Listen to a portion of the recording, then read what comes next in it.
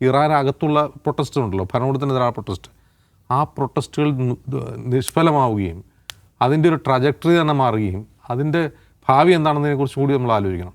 ഇതുവരെ ആ യുദ്ധം തുടങ്ങുന്നതിന് മുമ്പ് വരെ അമേരിക്കയെ സംബന്ധിച്ചുള്ളൊരു ഇറാനെ പറ്റിയുള്ള ശുഭസൂചന എന്താണ്? അവിടെ നിന്ന് ഡിസെൻറ്റ് ഉയർന്നു വരുന്നു, അവിടെ നിന്ന് ഭരണകൂടത്തെ ചോദ്യം ചെയ്യുന്ന ആളുകൾ ഉണ്ടാകുന്നു, അവിടെ സ്ട്രീറ്റ് പ്രൊട്ടസ്റ്റ് ഉണ്ടാകുന്നു, അവിടുത്തെ ബഹുഭൂരിഭാഗം ആളുകളും എന്ത് ചെയ്യുന്നു? ഭരണകൂടത്തിൻ്റെ തിരിയാനുള്ള സാധ്യത തെളിഞ്ഞു വരുന്നു. യുദ്ധം ചെയ്തതോടെ എന്താ ഉണ്ടായത്?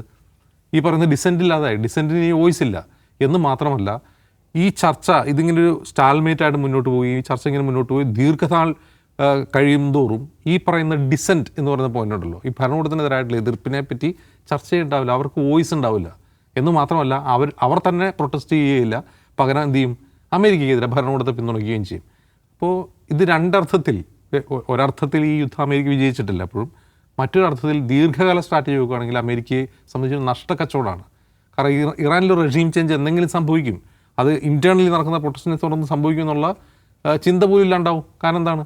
ഇത് ഈ അമേരിക്ക ഇറാൻ പ്രശ്നം നിലനിൽക്കുകയാണ്. ആ പ്രശ്നം നിലനിൽക്കുന്നിടത്തോളം എന്ത് ചെയ്യില്ല, ഇവിടെ നിന്ന് ഡിസെൻറ്റ് വോയിസ് ഉണർന്നു വരില്ല. ഇറാനിൽ ഡിസെൻറ്റ് വോയിസ് ഏറ്റവും ശക്തമായി ഉണർന്നു വന്നപ്പോഴാണ് അമേരിക്കയും 7 വൻശക്തി രാജ്യങ്ങൾ ഇറാനുമായി ഒപ്പിട്ട ആണവ കരാറിനെ തുടർന്നാണ്. ആണവ കരാറിനെ തുടർന്ന് ഈ പറയുന്ന സാമ്പത്തിക ഉപരോധങ്ങൾ നീങ്ങി, ആളുകൾക്ക് ഇറാനിലേക്ക് പണം വരാൻ തുടങ്ങി. ആ സമയത്താണ് അവിടുന്ന് ഡിസെൻറ്റ് കൂടുതൽ ശക്തമായിട്ട് ഉയർന്നു വരുന്നത്.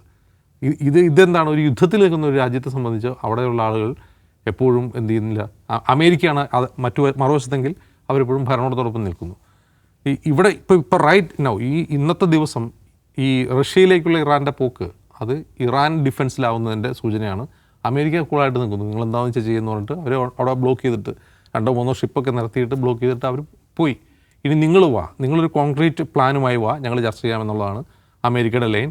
അതിന് എന്താവുന്നുള്ളത് വരും ദിവസങ്ങളിൽ കാണാം.